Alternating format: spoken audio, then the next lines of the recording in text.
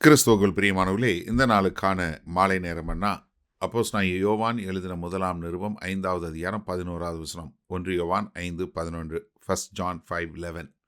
தேவன் நமக்கு நித்திய ஜீவனை தந்திருக்கிறார். அந்த ஜீவன் அவருடைய குமாரனில் இருக்கிறது என்பதே அந்த சாட்சியாம். இப்போ என்ன சாட்சி? நித்திய ஜீவன் நமக்கு கொடுக்கப்பட்டிருக்கு. அந்த நித்திய ஜீவன் யார்கிட்ட இருக்கு? கிறிஸ்துகிட்ட இருக்கு. ஏன்னா கிறிஸ்து தான் நமக்கு அந்த நித்திய ஜீவனை கொடுக்கக்கூடியவர். ஏன்னா அவர்கிட்ட தான் அந்த நித்திய ஜீவன் இருக்குங்கிறத ரொம்ப அழகாக நமக்கு சொல்லி கொடுக்குறார்.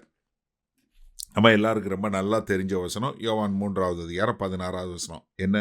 தேவன் தம்முடைய ஒரே பேரான குமாரனை விசுவாசிக்கிறவன் எவனோ அவன் கெட்டு போகாமல் நித்திய ஜீவனை அடையும்படிக்கு அவரை தந்தருளி இவ்வளவாய் உலகத்தில் அன்பு கூர்ந்தார்.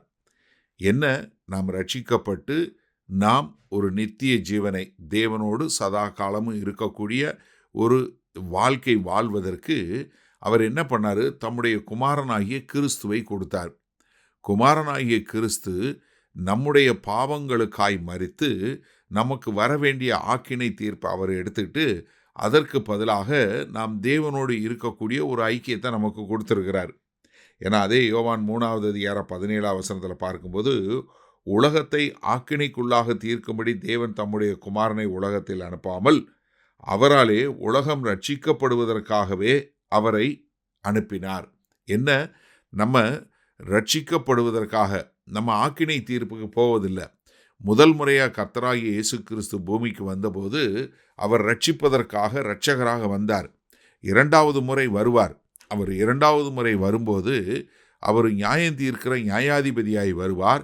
அப்போ அவர் ரட்சிக்கராக வருகிறவர் இல்லை.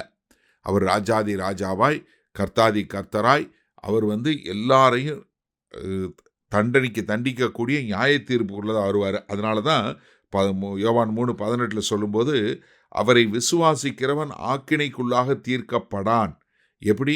நீங்கள் அவரை விசுவாசித்தீங்கன்னா, கர்த்தராகிய இயேசு கிறிஸ்து தேவனுடைய குமாரன், அவர் பூமிக்கு வந்தார், எனக்காக மரித்தார், அவர் உயிர் தெழுந்தார், நான் அவரை விசுவாசிக்கிறேன் மூலமாக உங்களுக்கு நித்திய ஜீவன் உண்டாகும். அதனால் நீங்கள் ஆக்கினை தீர்ப்புக்குள்ளாக போக மாட்டீங்க. ஆனால் 18வது வசனம் பின்பகுதி, விசுவாசியாதவனோ தேவனுடைய ஒரே பேரான குமாரனுடைய நாமத்தில் விசுவாசம் உள்ளவனாய் இராதபடியினால் அவன் ஆக்கினை தீர்ப்புக்கு உட்பட்டாயிற்று. இப்போ நம்ம கர்த்தராகிய இயேசு கிறிஸ்துவை விசுவாசிக்கிறோம். அப்படிங்கும்போது அவருக்குள்ள இருக்கிற நித்திய ஜீவன், நமக்கு அந்த நித்திய ஜீவன் கொடுக்கப்பட்டு விட்டது. அதற்கு யார் சாட்சி கொடுக்கிறா? தேவனும் பரிசுத்த ஆவியானவரும் குமாரனாகிய கிறிஸ்துவும் நமக்கு அதை சாட்சியாக கொடுத்துருக்குறாங்க. பிதாவாகிய தேவன் குமாரனாகிய கிறிஸ்துவை அன்பை வெளிப்படுத்துவதற்காக குமாரனை அனுப்பி வைத்தார். குமாரனாகிய வார்த்தையாகிய இந்த கிறிஸ்து நமக்கு வாக்குத்தத்தம் கொடுத்து நமக்காக மரித்திருக்கிறார். பரிசுத்த ஆவியானவர் அவர் நம்முடைய இருதயங்களில் சாட்சியை கொடுத்திருக்கிறார். சரி, இந்த நாளில் இந்த வசனத்தை நம்ம எப்படி எடுத்துக்கொள்வது? இந்த செய்தியை கேட்டுக்கொண்டு இருக்கிற உங்களுக்கு நித்திய ஜீவன் கொடுக்கப்பட்டிருக்கிறது என்பதை குறித்து நீங்கள் முழு நிச்சயத்தோடு உங்கள் இருதயத்தில் சாட்சியில் இருக்கிறீங்களா? இன்றைக்கு அநேகர் அநேக காரியங்களை குறித்து பேசுகிறாங்க. ஆனால் அவர்களுக்கு என்ன இல்லை? இப்படிப்பட்ட ஒரு உண்மையான ஒரு திட நம்பிக்கை அவங்க இருதயத்தில் இல்லை. சிந்தித்து பாருங்கள். சமீபத்தில் கொஞ்ச காலத்துக்கு முன்னாடி ஒரு ஊழியக்காரருடைய மனைவி இறந்து போயிட்டாங்க. அப்போ அவங்க சொல்லும்போது உடனே ஒருத்தவங்க சொல்கிறாங்க, இந்த மாதிரி அவங்க பரலோகத்தில் இருக்கிறாங்க, அவங்க இந்த கலர் சேலை கட்டி அங்கே இருக்கிறத நான் பார்த்தேன்னு சொன்ன உடனே கூடியிருந்த அநேக ஊழியக்காரங்க உடனே அல்லேலூயான்னு சொல்லி கை தட்டி அவங்க எல்லாம் பாராட்டுறாங்க.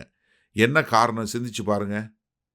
ஏன்னா அவங்களுக்கெல்லாம் அந்த நிச்சயம் இல்லை, நம்ம மரித்தா பரலோகம் போவோமா போக மாட்டோமான்னு. நீங்கள் மரித்து தான் பரலோகம் போகணுன்னு இல்லைங்க. நன்றாக தெரிஞ்சு கொள்ளுங்க. என்றைக்கு நீங்கள் கர்த்தராகிய இயேசு கிறிஸ்துவை நீங்கள் விசுவாசிக்கிறீங்களோ அப்பொழுதே உங்களுக்கு நித்திய ஜீவன் தொடங்கி விட்டது. என்ன? நம்முடைய ஆவிக்கும் ஆத்துமாக்கும் மீட்பு உண்டாயிருச்சு. இந்த சரீரத்துக்கு மட்டும்தான் மீட்பு இல்லை. சரீர மீட்பிற்காகத்தான் நம்ம ஏங்கி தவித்து கொண்டு இருக்கிறோம். அதை ரோமர் 8வது அதிகாரம் நமக்கு மிக தெளிவாக விளக்கி காட்டுகிறது. நமக்கு ஒரு நாள் சரீர மீட்பு உண்டு. நம்ம மரித்த உடனே கர்த்தர்கிட்ட போயிடுவோம். ஆனால் அவருடைய வருகையில் நமக்கு ஒளியின் சரீரம், அழிவில்லாத சரீரம், நித்திய சரீரம் கொடுக்கப்படும். ஒருவேளை கர்த்தர் வரும்போது நம்ம உயிரோடு இருந்தோன்னா இந்த சரீரம் ஒரு நொடி பொழுதில் என்னவா மாறிடும்? ஒளியின் சரீரமாக மாறிடும். அதனால கர்த்தராகிய இயேசு கிறிஸ்துவை விசுவாசிக்கிற எல்லாருமே நித்திய ஜீவனை பெற்றுக்கொண்டோம் என்ற ஒரு முழு நிச்சயத்தோடு வாழ கர்த்தர் உங்களுக்கு கிருபை பாராட்டுவாராக. மகா கிருபையும் இரக்கம் நிறைந்த எங்கள் அன்பின் தகப்பனே, இதோ கர்த்தராகிய இயேசு கிறிஸ்துவை விசுவாசிக்கிறவன் ஆக்கினை தீர்ப்புக்கிலிருந்து விடுபட்டு நித்திய ஜீவனை அடைந்தாயிற்று என்கிற உறுதியான வார்த்தைகளை தங்கள் இருதயத்தில் வைத்து கொண்டு நான் தேவனோடு இருப்பனா பரலோகம் போவனா என்கிற சந்தேகம் இல்லாமல் உம்மை அண்டிக் கொண்டு வாழக்கூடிய வாழ்க்கை வாழ எங்கள் தேவன் கிருபை பாராட்ட வேண்டுமாய் மீட்பெரும் இரட்சகருமாகிய இயேசு கிறிஸ்துவின் மூலம் ஜெபிக்கிறோம் வல்லபிதாவே, ஆமேன். கர்த்தர் உங்களை ஆசீர்வதிப்பாராக. நாம் நாளை காலை தினசரி தியானத்தில் சந்திப்போம். Good night.